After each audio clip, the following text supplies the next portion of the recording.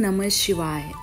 सोमवती अमावस्या आणि शेवटचा श्रावणी सोमवार आणि सातूची शिवमुठ. तर त्रिवेणी योगाचा लाभ होणार आहे, तर तुम्ही हा लाभ अवश्य घ्या. चला तर बघूया त्याबद्दल सविस्तर माहिती. त्यासाठी तुम्ही हा व्हिडिओ शेवटपर्यंत नक्की बघा.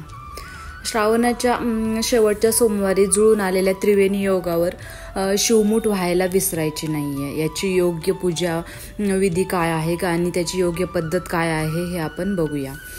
2 सप्टेंबर रोजी श्रावण मासाची अखेर अर्थात श्रावण अमावस्या आहे. ती सोमवारी आल्यामुळे सोमवती अमावस्या म्हणूनही ओळखले जाईल.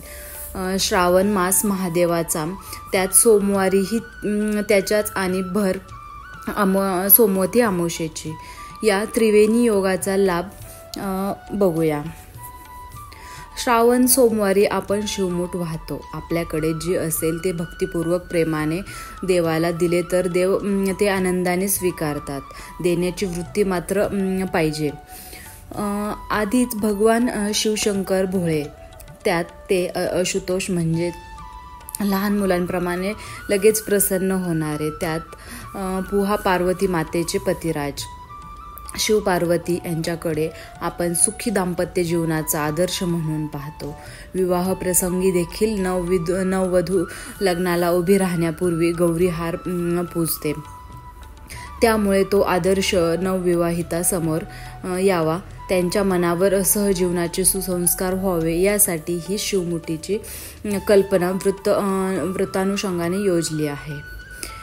असे मत यंदा सोमवती अमावस्याच्या सोमवार धरून 5 श्रावणी सोमवार आहेत. सोमवती अमावस्या धरून आधीच्या 4 शिवमुठ त्या सोमवारी वाहून झाल्या नसतील तरीही शेवटच्या सोमवारी शिवमुठ चुकवायची नाही आहे. त्यात मुठभर सातू अर्पण करायचे आहेत. सातू ओट्स, गहू, राई आणि तांदूळ यांच्यासारखी धान्य आपल्या आहारात महत्त्वाची भूमिका बजावतात, कारण संपूर्ण धान्यामध्ये भरपूर पोषक असतात. यामध्ये प्रथिने, फायबर, जीवनसत्वासह लोह, जस्त यांसारख्या खनिजांचाही समावेश असतो. यापैकी एक धान्य आहे बार्ले. सातू हे एक असे साधे धान्य आहे जे आपल्यापैकी बहुतेकांच्या स्वयंपाकघरात असते. तरीही आपल्यापैकी फार कमी लोकांना याचे आरोग्य आणि सौंदर्य फायदे माहीत आहेत.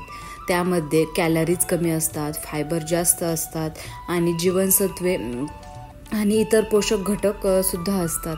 असे पौष्टिक धान्य ज्यांच्या कृपेने मिळाले त्या महादेवाला, शिवाय जे गरजू आहेत त्यांनाही संसाराला पूरक धनधान्य देता येईल. सोमवती अमावस्येची पूजाविधी बघणार आहोत. सायंकाळी सूर्यास्तानंतर शुचिभर्त होऊन देवापाशी दिवा लावायचा आहे, अगरबत्ती ओवाळायची आहे, महादेवांची आरती म्हणायची आहे. त्यानंतर कापूर आरती घरभर फिरवावी.